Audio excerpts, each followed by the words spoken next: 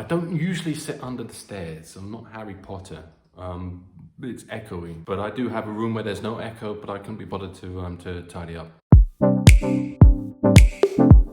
Today I wanted to post a short review of the new Pro Camera app from Moment. Biggest new feature of Moment Camera Pro 4.0 is time lapses. You can now shoot time lapse videos in the app itself, and you can also shoot with slower shutter speeds, giving you motion blur and light trails and other sexy effects.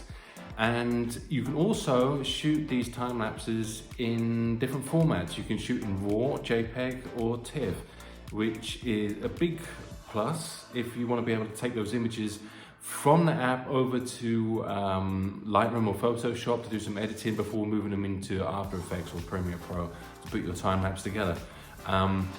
All sounds really good. There is, however, one problem I ran into straight away when trying to test this feature today, and that is the fact that it doesn't work.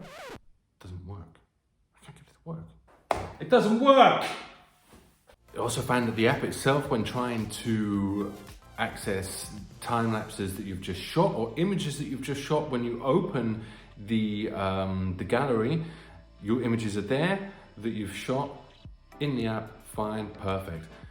Close it, go back to the camera, open it up again, and suddenly your entire camera roll is there from your phone, which is not particularly useful if you're looking for a time lapse that you shot 2 or 3 days ago. And now it's lost in a whole bunch of photos in between. I'm not really sure if that's a bug or how that works, why it does it, who knows. One of the biggest problems I've encountered when using the time-lapse mode in Moment Pro Camera is when shooting time lapses in RAW mode. As you can see in the upcoming clip, we've set the time-lapse up in RAW, unlimited frames, started the time-lapse running, and I've stopped it after 30 frames. That's enough for 1 second of time-lapse video. As you'll be able to see in the gallery though, the app has only recorded 1 frame. This morning I ran 2 time lapses, both over 300 frames, so they took quite a while to complete, to be left with no material at the end of it. Well, 1 frame from each time lapse, so basically 2 pictures. This is a pretty serious issue, and I've not discovered this issue to be the case when shooting TIFF or JPEG. And the most ugliest problem I've ran into so far when trying to export time lapses from the Moment app into a camera roll or Dropbox files, wherever, is that you were given a whole bunch of options to export to. You can export to H.264, you can export to a normal video file, or you can export the pictures separately so that you can move them on for editing elsewhere. All sounds really good.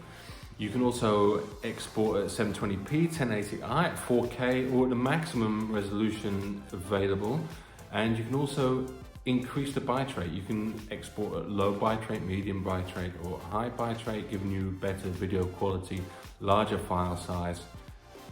These are all fantastic options to have. However, when I've tried to export any time lapse in any format that I've managed to shoot one in at maximum resolution with high bitrate, doesn't work. The app crashes or it drops back to the gallery screen, which I find a little bit annoying.